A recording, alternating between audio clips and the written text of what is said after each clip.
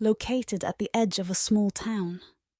The dense, ancient woods were a place of local legends and whispered warnings.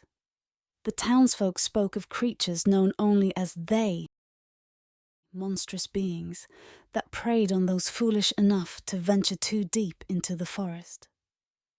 Despite the warnings, a group of teenagers, eager for adventure, decided to go camping in the heart of the forest. They laughed off the townspeople's tales as mere superstition and set off with their camping gear, determined to have a weekend full of fun and excitement.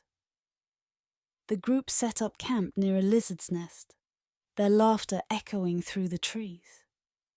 As the sun dipped below the horizon, the forest grew dark. They huddled around a crackling campfire, telling ghost stories and roasting marshmallows. The next morning, the group awoke to find that one of their friends, Matt, was missing. His sleeping bag lay empty, and his belongings were untouched. The group searched the nearby area, calling his name, but there was no sign of him. They assumed he had wandered off and would return soon. But a sense of unease settled over them. That night, as they gathered around the fire again, they heard a blood-curdling scream echoing through the forest. It was Matt's voice, filled with terror. They ran in the direction of the scream, but all they found were large reptilian tracks leading deeper into the woods. Fear gripped the teenagers as they realized something was terribly wrong. The next day, Jake and Emily decided to investigate further while the others stayed behind.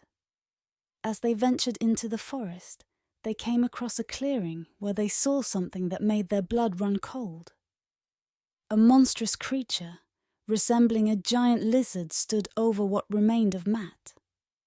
The creature was feasting on his body, its scales shimmering in the dappled sunlight.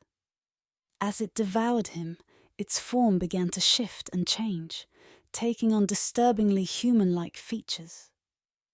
Horrified, Jake and Emily ran back to camp, their minds reeling from what they had witnessed. Jake and Emily returned to find the camp in chaos.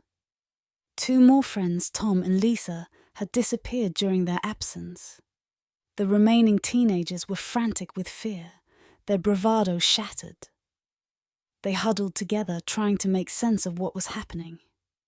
Sarah, the quiet bookworm, pieced together the clues.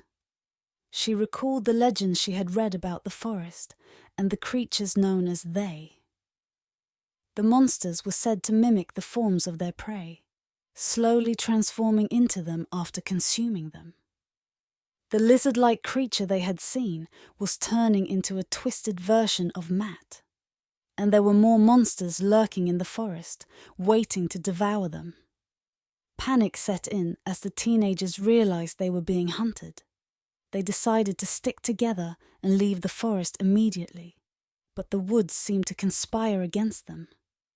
Paths that had been clear before now twisted and turned, leading them deeper into the forest. The air grew colder, and a thick fog began to roll in, obscuring their vision. As night fell, they struck again. The teenagers could hear the monstrous sounds of their pursuers growing closer.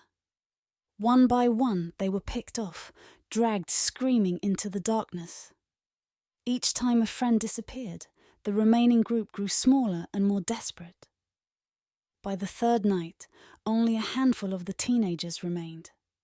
Jake, Emily, Sarah, and two others, Nick and Laura. Exhausted and terrified, they made a final stand, barricading themselves in a small wooden house they had found. They could hear the sounds of the monsters outside, their growls and footsteps echoing in the darkness. They saw the faces of their missing friends in the shadows outside the cave. But they were not their friends. They were monstrous, twisted versions of them. They had consumed them, forever lost to the forest.